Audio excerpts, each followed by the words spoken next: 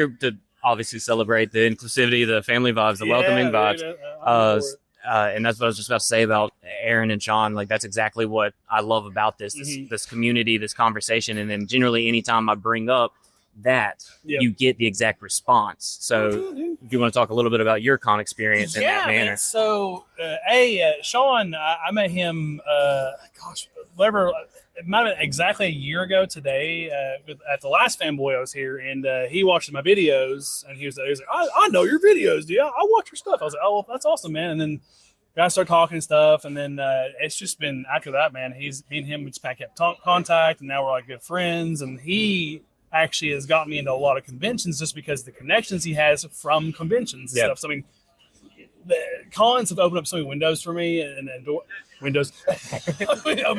You can go in or out, whatever you want to. Any opening, honestly, is like mini doors, right? Yeah, it's maybe what floor you're on, I guess. But no, it's opened a lot of doors for me because I've done content full time for 4 years, done it for 6 years total. My channel, Concerned Neighbor on TikTok, or Zach Shirk on Instagram. I do like comedy videos, or I do reactionary stuff, just being goofy online for a living. But that's all I do. I would never go out and meet my fans and stuff because, I never really had, connections to do that stuff. Sean has, I mean, I've met so many people because of celebrities and vendors and people that own like the conventions and stuff. And I'm actually going to be in GalaxyCon, which is a huge deal for me because that's I know. I was like, how'd you get me in GalaxyCon? He was like, don't worry about it. So I'll probably find out when I get there. I was like, hey, by the way, you owe us $10,000. I was like, oh, great.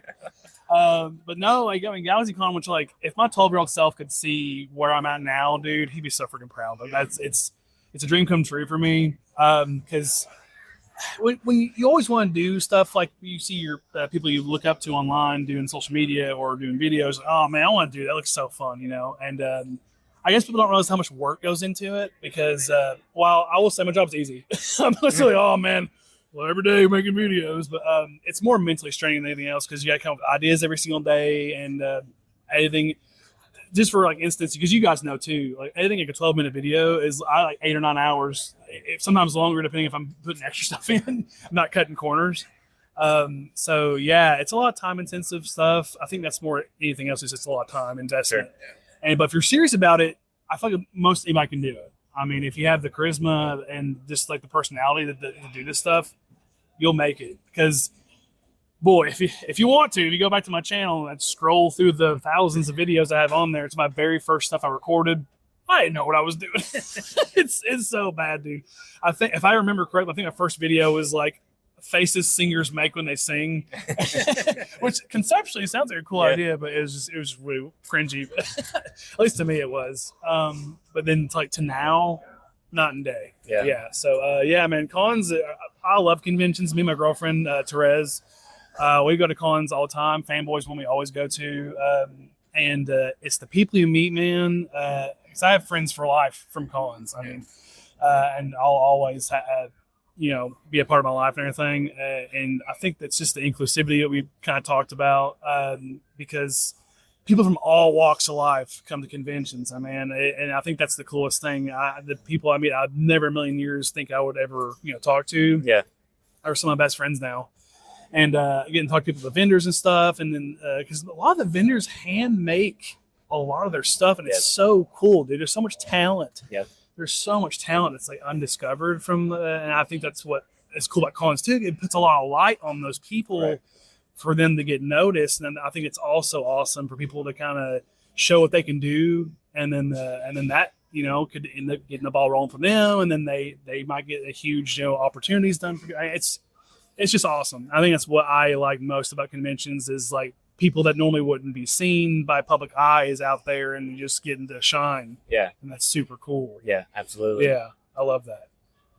So how long have you been on like the Pokemon scene and the Pokemon card scene? So Pokemon, my whole life. Yeah. 97 when Pokemon was like right, it's like start and stuff until now. I mean, I don't think it was ever. I mean, I've had like little lulls where I kind of took a break from Pokemon, but it's always been a part of my life. But I just started recently getting into doing openings on my channel for Pokemon, which has been super fun. If you guys, Zach Packs I just started a TikTok channel for opening cards. If you guys want to follow that, Zach Packs on there, and I just open cards and have fun, laugh. It's comedy, so I like people laugh and stuff. It's always my whole life. I always make people laugh. It's just something I enjoy because I feel like laughter is just something that on a universal level everyone can understand. So that's why I do it. I think I just enjoy bringing joy. My own way I can bring is laughter. So.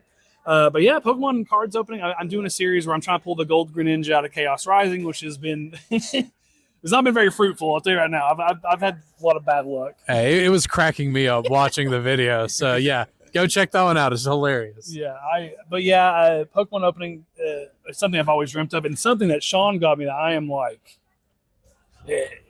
once again, if my kid self had known this was going to happen, dude. But he got me a sponsorship with the card shop. I'm not going to divulge it yet because we haven't signed contract stuff yet, but it is going to happen. That will actually sponsor my channel now, so I'll be doing card openings for them and stuff, and promoting them and stuff. And I was like, there's no way, but I'm super happy about that, and that's all thanks to Sean, his connections and stuff too. Like he's been a huge part of my life as of late. So I mean, anytime he's always working on my behalf. Like, I'll get a phone call. He'll be like, hey, man, by the way, you got to be here at 8 o'clock to do this ad. I'm like, oh, okay. Let me get ready. I was taking a shower, brother. But then same thing when I came to this convention Friday. He was like, by the way, you have work to do. I was like, what? He's like, yeah, you got to ad for this company. You got to do an ad for this company. But that's another thing, too, is I do a lot of sponsorship ads for different companies. And I've done hundreds at this point for different people. And I think the reason I do that is I want to use my platform to help other people out. I always said when I was younger, if I ever got a chance to, have the following I have, I want to help people that don't have that following be seen. And I've helped a lot of businesses, actually get out there and make sales and stuff just because I don't know what it is. I love making ads. Like I think I'm pretty good at it. I'm on toot my own horn, but I think I just have an eye for it. I know what people want to see, what they want to hear.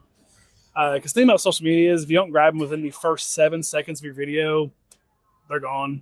At least for short form content. YouTube's a little different, but for short form content, if you're not getting at least 4 to 5 to 7 seconds in the video, they're scrolling on. So I've kind of learned to you really want to shorten a lot and condense what you're going to say and really get them in that first hook. And then when you're done, when you hook them in, you're good. So I've really practiced that. And for anyone else wanting to get into social media too, I recommend doing, if you want to make videos, consume content in the niche you want to be in. So if you're a comedy creator like me, I spent hours and hours just watching people in that same niche as me and just learning, because I'll be honest with you, any content or form, most of it's copied from something else and it's made their own way. There's not really anything original anymore. Yeah, it's no original thought. Yeah, exactly. It's all derivative of something else, which is fine as long as you make your own, not like you're just plagiarizing somebody else. But my content's just reaction content, but I make it my own because you're selling yourself. I mean, if anything else, I mean, I try to make my personality well known that people come to watch, they watch for me, not just what I'm doing. So.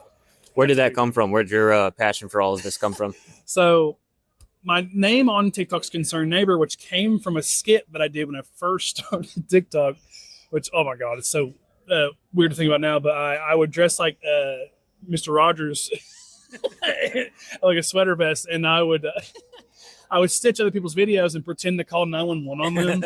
I'm like, hello, 911, this guy's being a real creep out here. You're going to come down. And I wouldn't have a phone. I would use a shoe.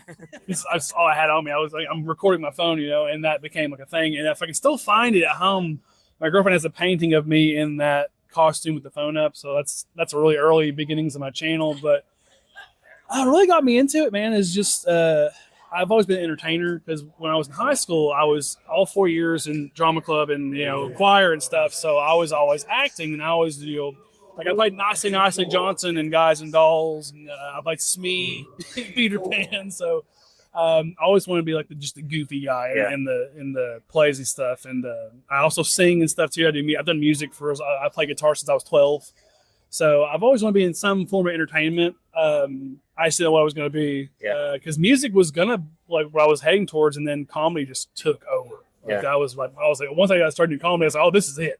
Yeah, you make one person laugh, and man, it's really addictive, because I don't know, because a lot of messages I get from people in my DMs and stuff like, hey man, you really helped me out. I was in a really bad spot. I've saved people from committing and stuff too, which that's heavy because like you don't have, I don't know, you don't think about it because like obviously I know people are watching me, but you don't see them, so you don't really in your head you're like, oh, they're not out there really.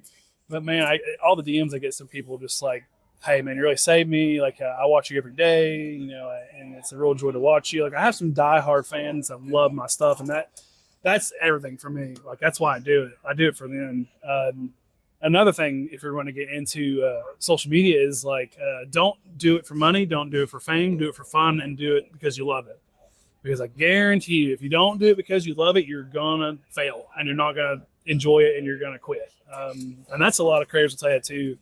Because while yes, it is my job, it became my job out of just me just having fun and doing it, and it just happened, and I think that's the best circumstance to be in. You don't want to go looking for it, just let it find you situation. Right. And it's been great. So yeah, that's kind of how I've gotten into social media and stick with it, man. Sticking with it's good. That's consistency is a big thing because I've posted every single day 5 to 6 times a day for 6 years straight. So it's a commitment. For sure. And I was doing that too before I was even full-time. I worked at Walmart for 10 years. And then 6 of those 10 years, not 6, well, 4 or so years of the 10 years I was there, I was doing social media full-time, trying to do that and work there. Yeah. It was hard, man. I bet. Yeah. Yeah, a lot of late nights up in like 4 or 5 in the morning, just editing videos and then getting up at like 9 in the morning to go to work. So if you're serious about it, anyone can do it. But it's a time vampire. It sucks a lot of time out of your day. So, but it's worth it. Worth it. Yeah, it's worth every day of it. So. Being in control of your own schedule and being your own boss. Yeah. That's when you're really doing it. Right. And you can pick your own hours. But that's also too, you got to stick by a schedule because you can't just like I'll do something on 5 on Friday or something. I have a very strict schedule when it comes to posting because I do like 1 p.m., 3 p.m., 5 p.m., 7 p.m. posting and that sometimes it can flex, but usually I'm pretty strict by it. Yeah. And I'm also about to start doing my main long form YouTube channel again. I took a little break from it, which is Zach Reacts with a Z, where I just go online and react to different videos or just goofy stuff online. And the reason I like reaction content is because I feel like people like to react with people and feel like they're watching it with somebody. Yeah.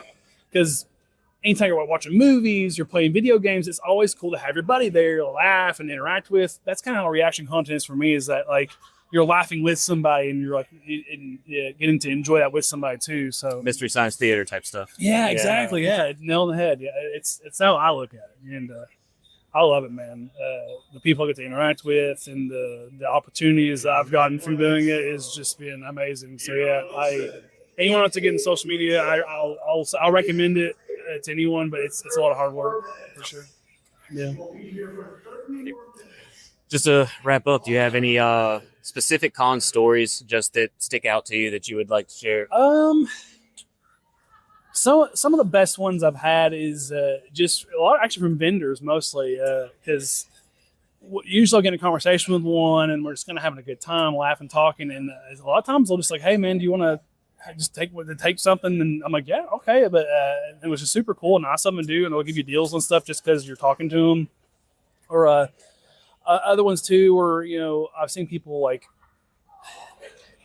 help people out. Like I've seen guys like having a bad time or super sad or down or something like that. People come around and kind of come together and bring them up too, which is super cool. I've seen stuff like that at cons.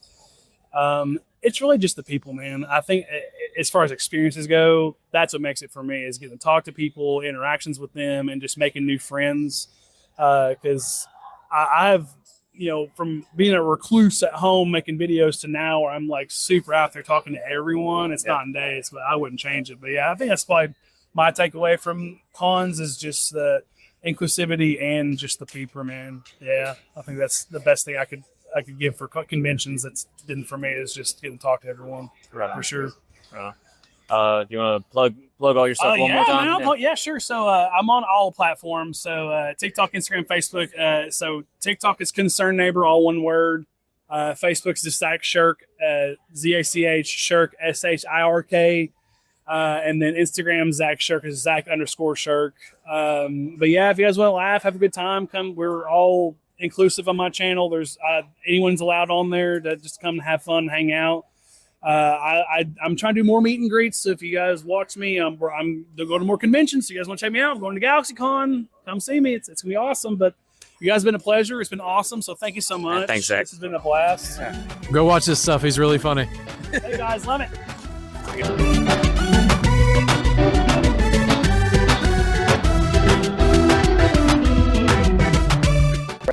No, y'all are good. Y'all are good. I just wanted to give my guy here some arm break. I don't blame you, dude. I would too.